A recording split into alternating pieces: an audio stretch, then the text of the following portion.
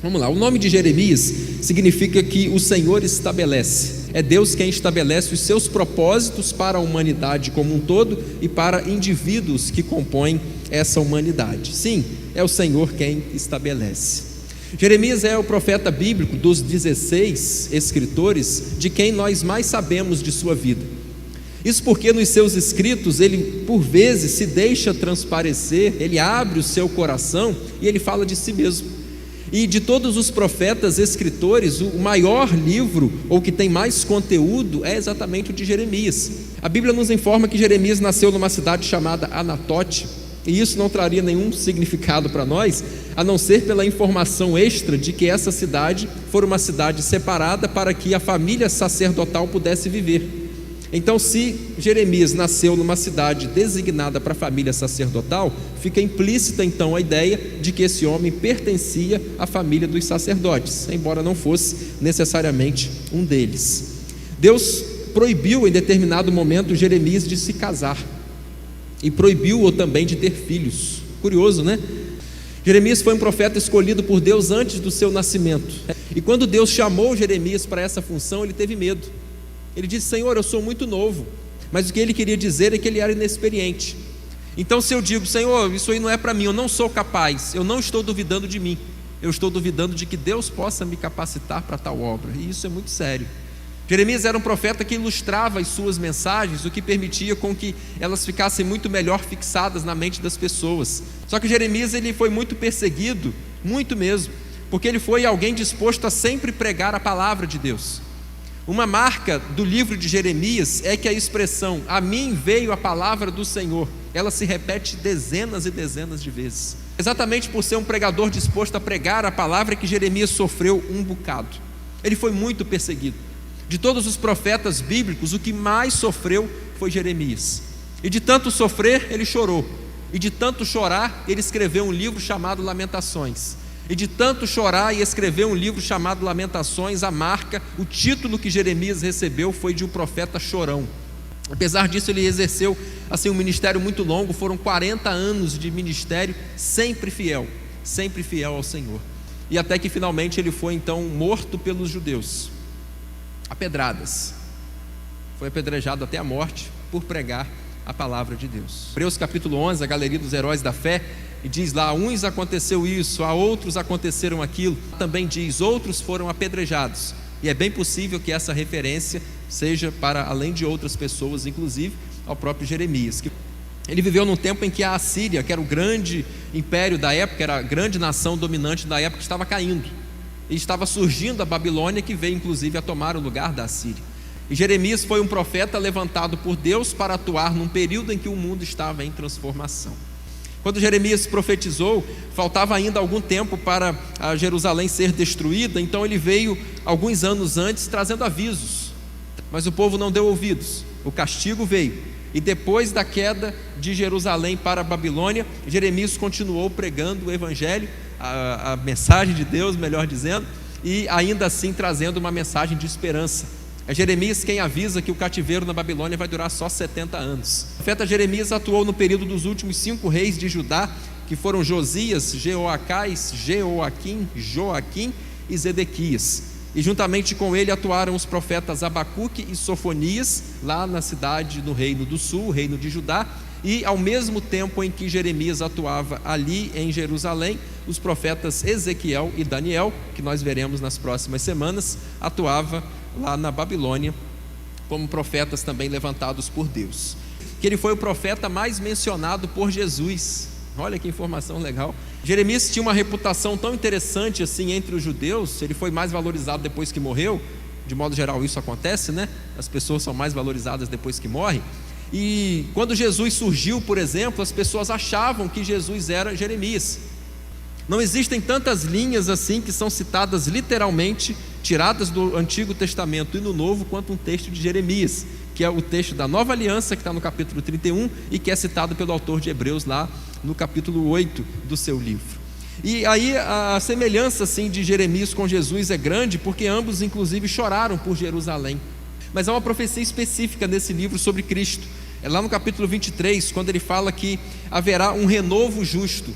Um renovo é a ideia assim de um tronco, né, de um toco de uma árvore já cortada, e você olha ali, não tem vida mais, não tem esperança mais, não sai mais nada dali, e de repente daquilo onde estava morto surge vida, daquilo onde não havia mais esperança brota esperança. E é Jeremias quem chama Jesus do famoso Jeová Tsidekenu, que é aquele que fala: o Senhor é a nossa justiça, o Senhor justiça nossa. E o livro de Jeremias não é tão fácil de ser entendido, não no seu texto, porque esse até o é fácil, né? Mas o difícil é entender em que momento as passagens foram escritas, porque o livro está todo fora de ordem. O livro de Jeremias não é cronológico, né? Até porque ele é também muito recheado assim, de tipos de texto. Aqui tem poesia, aqui tem parábola, aqui tem história, aqui tem biografia, aqui tem profecia, aqui tem poesia, aqui tem uma opção de coisa. E aí às vezes fica difícil a gente entender uma diversidade tão grande de literatura dentro de um texto. Mas a divisão do livro propriamente ela pode ser feita de 4 maneiras, ou em 4 partes. A primeira é o capítulo 1, em que nós encontramos o prólogo, que é o chamado de Jeremias para o ministério profético. A segunda parte, dos capítulos de 2 a 45, nós vemos as mensagens que Jeremias proferiu à sua nação, ao reino do sul, a Judá. A terceira parte, os capítulos de 46 a 51, onde nós vemos profecias contra outras nações. E finalmente o último capítulo, 52, em que nós vemos o epílogo, onde está registrada a destruição de Jerusalém pela Babilônia. Existem pastores que são segundo o coração de Deus. E aqui é o texto de Jeremias 3,15, em que ele promete: eis que eu darei a vocês pastores segundo o meu coração, que vos apacentem com conhecimento e com inteligência e com sabedoria. É verdade que a igreja pertence ao Senhor, a igreja é dele. A igreja não é do pastor, a igreja não é de um membro mais antigo, a igreja não é do diácono mais consagrado, a igreja é de Deus. E pelo amor que ele tem pela igreja, pelo cuidado que ele tem com a igreja, ele levanta pastores, ele capacita pastores, ele usa pastores. Outra verdade muito conhecida de Jeremias é que o coração do homem é enganoso. Jeremias 17:9 diz que o coração do homem ele engana a si mesmo, né? E quantos de nós nunca sofremos na vida por causa do engano do coração? E é por isso uma verdade que eu sempre afirmo, que a gente nunca deve tomar decisões em nossa vida baseadas nas emoções. Nunca. As nossas decisões precisam ser tomadas na razão, porque emoção ela nos engana. Mas a Bíblia diz nesse mesmo texto que Deus ele conhece os nossos corações. E se a gente engana os outros por causa do nosso coração falso ou enganoso, se a gente é enganado por a gente mesmo por causa do nosso coração enganoso, a Deus ninguém engana. A gente não pode trocar Deus por nada e nem por ninguém.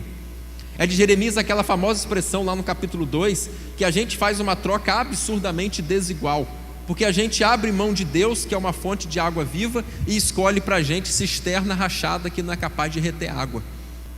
Todas as vezes que colocamos coisas, pessoas no lugar de Deus, é uma troca desigual. Ele diz o seguinte, aí é categórico, ele fala assim: não tenham medo das imagens de escultura, porque elas não têm poder para fazer o mal, nem tão pouco têm poder para fazer o bem. Quer ver outra coisa que Jeremias me ensina assim profundamente? A necessidade de se viver o chamado. Jeremias sofreu muito, como já dissemos. Lá no capítulo 20 ele se cansa do ministério. Ele fala: Senhor, o Senhor me iludiu, o Senhor me chamou para uma coisa e eu entrei pensando que era uma coisa, e na verdade é outra. O Senhor me chamou para uma coisa e o negócio é brabo, eu estou fora, não quero mais. Que pesado. E ele diz: mas aquilo começou a arder no meu coração de tal forma que eu disse: eu não posso viver sem falar dessas coisas. Todo clamor traz resposta. Famosão Jeremias 33:3. Clama a mim e responder-te-ei e anunciar-te-ei coisas grandes e firmes que não sabes. Irmãos, todo clamor traz resposta. Sabe o que mais Jeremias me ensina? Que é possível até destruir o livro, mas não a palavra. O capítulo 36 de Jeremias, a parte da lei, parte do livro escrito por Jeremias é lido para o rei. E o rei esnobou e debochou sobremaneira da palavra. Alguém lia um trecho do livro de Jeremias, o rei pegava a sua faca, a sua espada, cortava, ia na lareira, ele estava na sua casa de inverno naquele momento, e queimava. Mas todas as palavras escritas ali, queimadas, se cumpriram. Porque o livro pode até ser destruído, mas a palavra não. A palavra não. E aí tem mais, Deus falou com Jeremias: o rei destruiu, faz o seguinte, escreve de novo. E a Bíblia diz que Jeremias escreveu e acrescentou ainda outras palavras que não estavam escritas no primeiro livro. Outra coisa que eu aprendo com Jeremias é que derrota faz parte. Derrota faz parte. Quando a Babilônia chegou, cercou Jerusalém, ele falou assim: galera, vamos nos render. Já era, acabou. Jeremias disse: derrota faz parte. E aprendo mais uma coisa com Jeremias, que é a seguinte: a esperança não morre. Dizem que ela é a última a morrer, mas ela não morre não. Não morre não. Isso aqui é uma coisa fantástica. Capítulo 32 de Jeremias, Jerusalém já estava cercada, faltava coisa de 2 meses para Jerusalém ser finalmente destruída. 2 meses. Aí Deus vem para Jeremias e fala o seguinte: compra um campo aqui e guarda bem a escritura. Jeremias faz isso. E depois que ele faz, Deus fala ao seu coração: porque ainda se voltará a comprar e vender nesse lugar. Por acaso, aí que está o versículo, por acaso existe alguma coisa demasiadamente difícil para o Senhor? É de Jeremias 29:11, aquele texto lindo que diz: eu é que sei os pensamentos que eu tenho sobre vocês, pensamentos de paz e não de mal, para vos dar um futuro cheio de alegria e cheio de esperança. Quero passar com você agora para Lamentações. O livro das Lamentações de Jeremias, ele é um dos que compõem os 5 rolos. 5 rolos, como nós já sabemos, são 5 livros do Antigo Testamento que são lidos nas 5 principais festas judaicas. E Lamentações é o último, nós já vimos todos. Vimos já Ruth, que é lido na festa de Pentecostes, Esther, que é lido na festa de Purim, Eclesiastes, que é lido na festa dos tabernáculos, Cantares, que é lido na Páscoa, e Lamentações, que é lido no aniversário de destruição de Jerusalém. O livro de Lamentações, com o seu título, não nos engana, porque cada letra parece daquele texto foi escrito com uma lágrima. Mas ele diz: a gente olha o cenário e a gente tem uma porção de coisa para reclamar, não é? Mas na verdade eu vou reclamar de quê? Lamentações 3:39. De que eu vou reclamar? Eu tenho que reclamar dos meus pecados, porque são eles que causaram tudo isso. Deixa eu ver contigo como é que o livro das Lamentações é dividido. Esse livro, ele é assim muito diferente de todos os livros da Bíblia, porque o livro é todo escrito em acróstico. Acróstico, você sabe, cada verso começa com uma letra do alfabeto hebraico.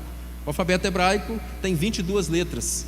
Então você pode conferir, o capítulo 1 tem 22 versos. É um verso para cada letra. Pode olhar o capítulo 2, também tem 22 versos. Pode olhar o capítulo 4 e o capítulo 5, também tem 22 versos. É todo acróstico.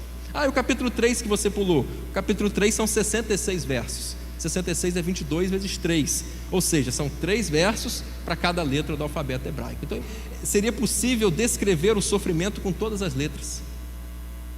Capítulo 1 de Jeremias é o lamento. Lamentações, perdão. É o lamento. Capítulo 2 é a justiça. Capítulo 3 é a esperança. Capítulo 4 é a confissão. E capítulo 5 é o clamor. A gente precisa ser racional na hora do sofrimento. Por que eu estou dizendo isso? Fazer um acróstico não é fácil. E aí, imagina comigo, um livro inteiro escrito em acróstico. Você acha que ele saiu assim, puf? Não. Você acha que isso aqui foi o sujeito simplesmente lamentando, o que vinha na cabeça ele soltava? Sem refletir? Não. Olha que coisa importante que eu vou dizer agora. O livro das Lamentações, ele foi escrito sobre a mais profunda reflexão. Ele não é obra de emoções extravasadas. Ele é obra de reflexão profunda. Então é fundamental na hora da dor manter as emoções controladas e manter a cabeça no lugar. Outra coisa que eu aprendo aqui em Lamentações é que homens também choram. E homens de Deus também choram. E Jeremias era homem, e era homem de Deus, e chora. Porque chorar é humano. Porque chorar faz parte de seres que são emocionais também. Não são só espirituais, não são só carnais, são seres emocionais. Que as misericórdias de Deus são fundamentais. É de Lamentações 3:22 o texto que diz: as misericórdias do Senhor são a causa de nós não sermos consumidos, porque as suas misericórdias não têm fim, elas se renovam a cada manhã, e grande é a sua fidelidade. Irmãos, não fosse a misericórdia de Deus, a gente estava perdido. perdido mesmo.